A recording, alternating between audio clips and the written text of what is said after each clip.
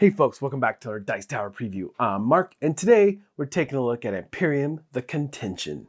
Imperium The Contention is brought to you by Contention Games. It's for 2 to 4 players, ages 13 and up, and games range anywhere from 30 minutes to 105 minutes. In Imperium, you take on the role of one of 6 races trying to gain control of the galaxy and be the next emperor. You'll need to use all your cunning and strategy and favor, perhaps, to gain allies and take control. And so you will risk everything, including possibly your homeworld, to gain control of the Void Scepter and be the galaxy's next emperor. Now, Imperium is a 4X card game with pre-constructed decks that represent the different races. And as you become more familiar with the game, there are additional cards that allow you to construct your own decks. Now, there are different ways to win, and there are different ways to lose in this game. One of the things you're looking to do, probably the primary way to win, is to occupy the galaxy by placing your colonization tokens and controlling the most area. The first player to do so is going to be the winner. Or you might be last man standing, wiping out all your opponents. Another way to win. If you lose your homeworld, you're out, completely out of the game. And there's favor in the game. If your favor is reduced to 0, represented by this dice, then you are also eliminated from the game. And so setup on this game is very different based on the player count. However, the core of it is setting up the galaxy. And if it's a 2-player game, it's very different, the galaxy versus a 4-player. Now, if you happen to own a second copy of the game, then you can actually extend that to 5 and 6 players.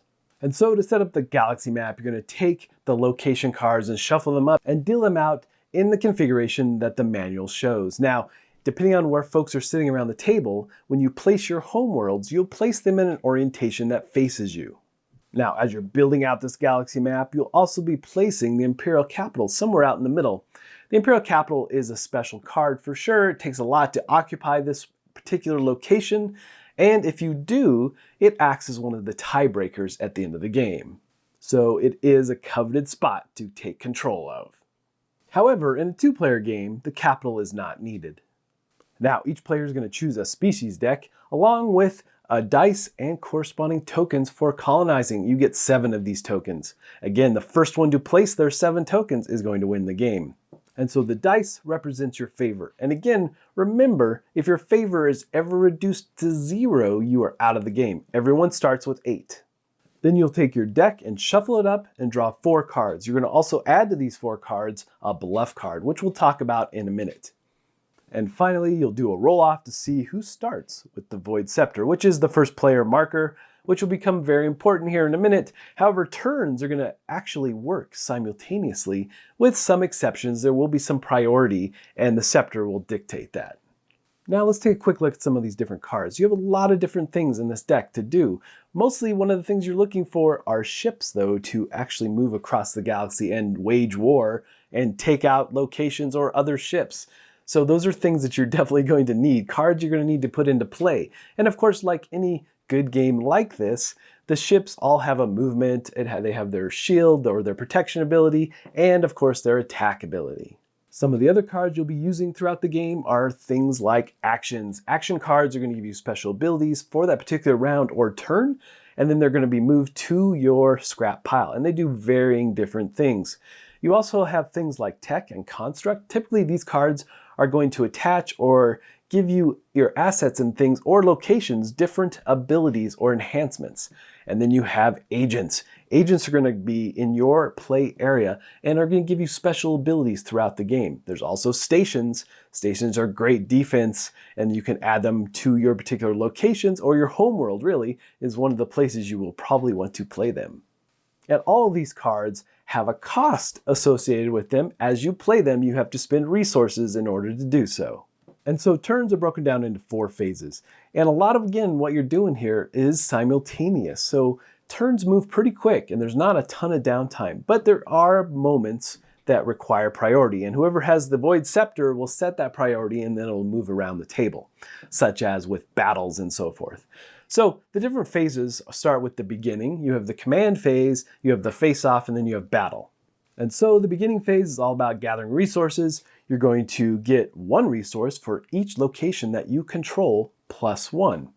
And then you're going to draw a card from your main deck, put it in your hand, and you're going to also be on the lookout for any cards that have keywords of beginning, because that's when that particular ability will trigger. Next up is the command phase. Now, the command phase does follow priority order. Again, that means whoever has the first player marker will be the first in that phase, and then you'll follow around the table, the Void Scepter.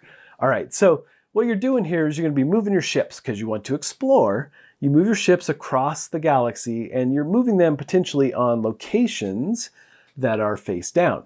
And you can explore those locations, and that just means you're going to peek at them and then put them back face down. And this is all in an effort to possibly discover what you want to develop next in your conquest across the galaxy. So that next step is develop.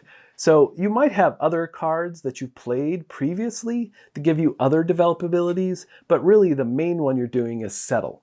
So you'll flip over a card that is adjacent to another colony that you've already settled, and you'll put your token on that card. And that card may have different abilities, certain things might trigger, might give you options to do. It just depends on the location. And now we move to the face-off. Face-off is all about playing cards, but you have to have resources, enough resources to pay for the cards that you're playing. Or you have to play the bluff card if you are out of resources. Bluff is just a way really to say I'm done, or I'm not playing a card this particular round of face-off. But what you're doing, the simple basics of face-off, is that you take the card you're going to play, place it face down, and then everyone reveals simultaneously. And this could be targeting things, this could be gaining additional favor, there's just all kinds of different things. You could be adding new agents to your area, but again, whatever card that you're playing, you have to pay the cost. And if you don't have the cost, if you don't have the resources to pay that cost, you can't play it. So you really end the turn, or that particular phase, by everyone saying, okay, I'm done, I'm playing my bluff card. The bluff card is also nice, it outlines all the steps through the different phases of the turn. So just a couple examples of cards you might be playing. One of the action cards I have in my hand currently is Jump. This allows me to jump a friendly ship up to 2 sectors away. So that's pretty nice, and it's inexpensive. Or I need to get more ships out there, I need to get my heavy carrier out there, and it costs 6. And I'm going to pay the resources even if it wipes me out to get it out there, because it's really going to aid me in conquest across the galaxy. But there's numerous things here. There's lighter ships that you can get out there as well, and there's pretty devastating things as well, like this singularity bomb. It can wipe out a sector, and you'll put a black hole card over that sector or location. It's just really devastating. I mean, it's so devastating that it's going to cost you favor to use it. So there's lots of different things and lots of different directions to go as you play cards.